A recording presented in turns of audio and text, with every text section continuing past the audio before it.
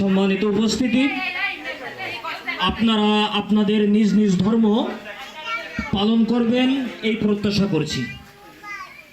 বাংলাদেশ জামাত ইসলাম Jaipur union শাখা থেকে আপনাদের সার্বক্ষণিক সহযোগিতা প্রদান করতে সদা প্রস্তুত। সম্মানিত উপস্থিতি, যেহেতু আপনারা আপনাদের ধর্মীয় আচার আচরণ রীতিনীতি পালনে ব্যস্ত আছেন, আমরা আপনাদের বেশি সময় ক্ষেপণ করব না। আপনাদের সামনে সংক্ষিপ্ত কিছু কথা বলবে বাংলাদেশ জামাত ইসলাম জয়পুর ইউনিয়ন শাখার সম্মানিত সভাপতি মাওলানা আবু মুসা। মাওলানা আবু মুসাকে কিছু কথা বলার জন্য অনুরোধ করছি। সবাইকে ধন্যবাদ। সবাই ভালো আছেন নাকি?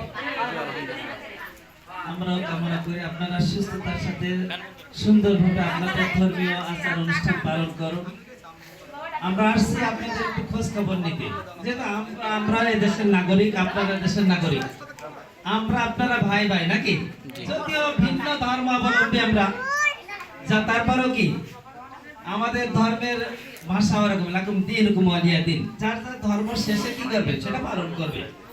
সেক্ষেত্রে জোর জবরদস্তি করা যাবে না, কাউকে বাধা বিপত্তি দেওয়া যাবে না।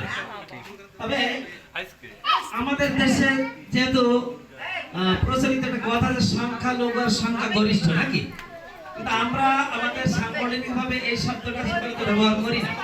যদি আপনারা দেশে অল্প সংখ্যক মুসলমানের সংখ্যা বেশি, তারপরে আমরা চাই যে সকলেই কি এদেশের নাগরিক। আমরা ওই বিভাজন করতে চাই না, যার যার ধর্ম শেষে পালন করবে, শান্তিতে পালন করুক। আমরা চাই তাদের সার্বিক নিরাপত্তা।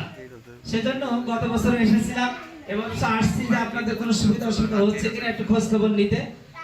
তারপরে আমি ওখানে একটা কথা বলে আসছি, সেটা হলো এদেশে আপনাদেরও অধিকার আছে, আমাদের অধিকার আছে, তাই না?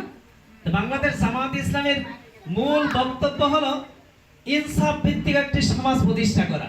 সেটা যদি এটা আরবি ভাষা, আরবি শব্দ বলে, এটা যার যার ন্যায় সঙ্গত অধিকারটা তাকে বুঝিয়ে দেওয়া, যার যার ন্যায় সঙ্গত অধিকারটা তাকে বুঝিয়ে দেওয়া। আপনি হিন্দু মানুষ বা অন্য ধর্মের মানুষ, আপনারও এদেশে অধিকার আছে, মুসলমানদের অধিকার আছে। তা আপনার যে অধিকারটা, সেই অধিকারটা এদেশে এরকম কি মসজিদ করার জন্য সরকারি বরাদ্দ হয়, মন্দির